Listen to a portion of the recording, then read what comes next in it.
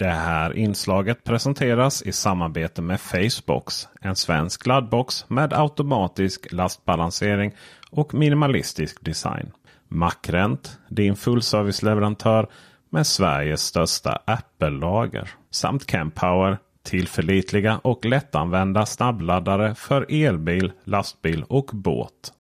Hej och hjärtligt välkomna, Peter Esse här och jag har med mig Haris Djavic. Hej Peter! Hej. Vi är i Smålandstenar. Absolut, välkommen hit! Tack! För du har öppnat en ny elmack. Det är den här som vi står vid här. Ja. Och vi har ju pratat med dig innan i Gislaved, i Smålandia. Är vi i Småländska höglandet? Det är vi inte riktigt, vi är precis utanför, va? Vi är utanför. Mellan Halmstad och Jönköping. Ja, jag skulle säga Hallands län är ju inte så långt neråt här. Så det är ungefär 1,5 mil, 2 mil neråt här.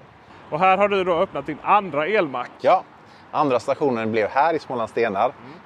Och det blev en lite annorlunda station mot tidigare. Ja. Där det stora som skiljer sig är att vi har tak här.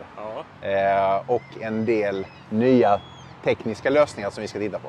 Så egentligen skiljer sig allting. Grundläggande koncept är ju samma. Vi har kortbetalning, vi har hårdvara från Kempower och så vidare. Men själva utseendet är lite annorlunda med tak och sådär. Och tekniskt är det annorlunda. Tak är ganska ovanligt. Det är ovanligt. Ja, det är en självklarhet. På idéstadiet så var det för mig självklart att vi skulle försöka bygga med tak. För att taket har flera olika aspekter. Du har självklart kundnyttan med att du kan stå under väderskydd. Men du kan också använda taket för att skylta som vi gjort här med strömpriset. Och även integrera bolagets logotyp i det. Så att du liksom kan göra flera saker i det. Sen så har vi här även kompletterat med en betongplatta som är lika stor som taket. Där vi har kunnat dra allt kablage, allting under. Det känns ju som att det är på G lite regn. Ja, det är regn på gång här. Ja, det brukar ändå vara det som är trevligast, att slippa stå och krångla med laddningar i regnet. Nu är det inte så himla krångligt här för att du har kortbetalning och du har Swish. Kortbetalning och Swish, och vi har även för företagskunder autocharge-funktion. Vi kommer under hösten här komplettera med roaming på båda stationerna. Som innebär att alla de kunderna som är avtalskunder hos diverse biltillverkare, vi har Elli, vi har BMW Charging, Mercedes och så vidare, kommer kunna blippa sina kort här framåt. Men den integrationen är inte klar, så det håller vi på att integrera och förhoppningsvis är klara till hösten. Om vi går till taket igen, det kostar mer?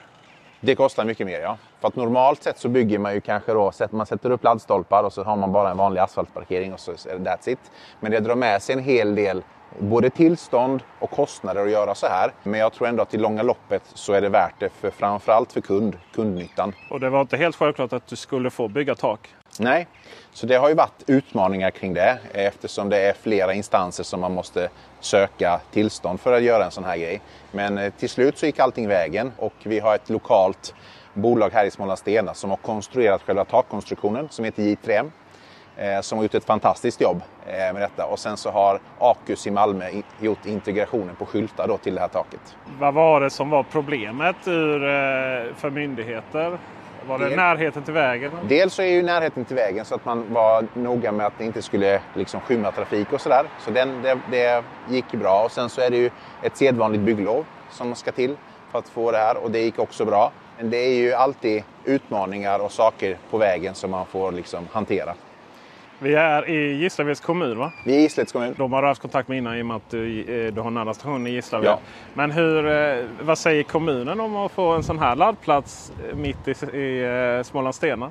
Alltså just den dialogen liksom så, har vi egentligen inte haft, utan vi har mer haft en formell kontakt kring tillstånd och så, bygglovsprocessen och sådär. Men jag hoppas och tror att alla på kommunen, alltså inom Gislaveds kommun, är nöjda med satsningen och att det bidrar till samhällets utveckling åt rätt håll. För jag tänker ju lite så här, och jag ber så hemskt mycket om ursäkt till alla i Gislaveds kommun och Smålandstenar. Men Smålandstenar hade kunnat vara en sån här ort som var nästan sist ut med en laddplats. Orten är inte så stor, men orten är väldigt viktig i många hänseenden. Dels för Gislaveds kommun så är det ett enormt trafikflöde här. Vi har både väg 26 och väg 153 som går här utanför. Vi har väldigt mycket industri. Vi märker ju att det är rätt mycket trafik bakom oss. Ja. Stora också lastbilar här med lite elbilar som också blir. Precis. Smålandstenar är ju känt. Det är en ort med mycket industri, så det är mycket verksamhet här. Så att det är klart att Smålandstenar ska ha en laddplats som gör jobbet helt enkelt. Och här har vi ju, rent tekniskt så är detta en laddplats som egentligen överträffar vår tidigare laddplats i Gislaved med hästlängder. Dels att vi har adaptiv spänning, vi har väldigt hög effekt per stolpe och så vidare. Så att det är en laddplats som verkligen är byggd för framtiden. Och det är här någonstans Peter allting det tekniska börjar. Vi har fått en dedikerad högspänningsnätstation här från E.ON. Deras anslutningspunkt har legat ungefär 200 meter bort. De har alltså borrat under riksvägen här och dragit in högspänning. Så här är vi på högspänningssidan. Och här på denna sidan Peter, då har vi utgående lågspänning som går till det här markskåpet som är levererat av Rimeda och Holte i Värnamo. Så två lokala bolag som har hjälpt till att ta fram det här markskåpet där vi har inkommande. Och det är här då vår servis på 1200 ampere finns. Så först högspänning och sen så blir det lite mindre spänning då? Ja, så det sitter en transformator här inne som omvandlar högspänning till det vanliga som vi känner till. Alltså lågspänning som är ett vanligt 230 volt system på 3 faser som går ut här då. Varför kan inte Kempower-skåpen ta direkt ifrån? Nej, det går inte eftersom i princip alla kraftskåp vill ju ha lågspänning så att säga.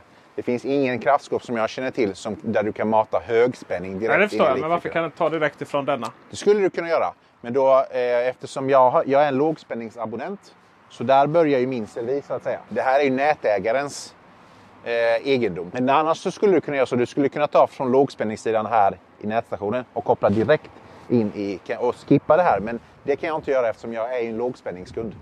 Och det är fortfarande växelström nu? Det är fortfarande växelström. Hela vägen bort till vi kommer till Kempowers kraftskåp. Där sker ju magin till likström då som bilarna vill ha. Eftersom alla bilbatterier vill ju ha likström. Och då måste vi konvertera likström så att vi ska kunna få den här snabba laddningen som vi efterlyser. Och just att vi har separata kraftskåp för de här modulerna. Det är väl rätt unikt för Kempower?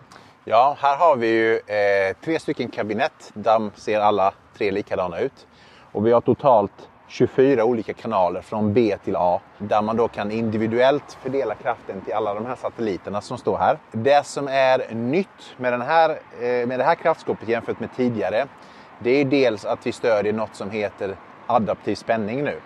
Det innebär att bilar även över 500 volt kommer kunna få den spänning de vill ha på själva satelliten.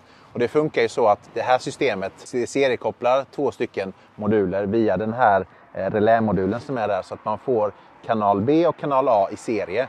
Det vill säga att man kan få upp till 1000 volt då. Så bilarna får precis det de vill ha. Från 200 volt upp till 1000 då.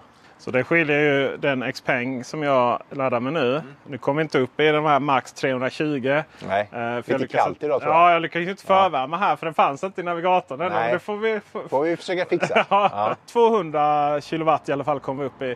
Medan som jag hade laddat i Gislaved på Smålandia på din andra station. Då hade jag inte ens kommit upp i 100. Nej. För den klarar ju inte mer än strax under 90 kilowatt på 400 volt. Precis, och det beror ju på att bilen måste ha en egen omvandlare som trappar ner spänningen så att den kan ta emot en lägre spänning och sen trissa upp det själv då till det som batteriet önskar. Så därför går det långsammare att göra så. Vad är det som gör att du föredrar att ha omvandlingen i ett skåp och sen satelliter istället för andra typer av laddare? Enligt mitt tycke jag ser på det så finns det flera fördelar att göra så här med centraliserad kraft. Dels en mer nättare och lugnare miljö där kunderna står. Du slipper ha fläktljud där kunderna står. Du kan fördela kraften helt dynamiskt från de här 24 olika kanalerna till alla de här kraftstolparna. Precis så som den bilen önskar. Och du låser inte upp kraft om en bil laddar långsamt här. Utan då kan systemet se till att då skickar vi bara 1 eller 2 kanaler om det är en bil som laddar långsamt. Resterande kanaler kan vara lediga eller skickade till en annan bil som behöver det mer. Sen är detta också generation 2 Kempowers kraftmoduler. Där man bygger på en teknik som kallas kiselkarbid. Och det innebär bättre kylförmåga. De kan putta ut mer kontinuerlig kraft och så vidare. Så det är deras senaste variant på kraftmoduler. Och jag är jätteimponerad av hur man har löst allt det här. En annan skillnad på dessa satelliter och Gislaved är ju att du har bara en kontakt per stolpe här. Ja, dels så är de lite längre men framförallt här har vi valt att köra på Kempowers singelsatellitlösning. Det vill säga att vi har bara ett uttag per satellit där vi i Gislaved har 2 per satellit. Varför gör man så? Jo, det är för att vi vill kunna mata lite mer strömstyrka här. Så att de här satelliterna matar 500 ampere allihopa. Kablarna är inte vätskekylda, det är passiva kablar, men vi matar ändå 500 ampere. Skulle de bli för varma så går de ner tillfälligt och sen när de kylt av igen så går de tillbaka till 500 ampere. Så det är egentligen för att kunna mata ut 400 kW som man behöver köra singelsatellit.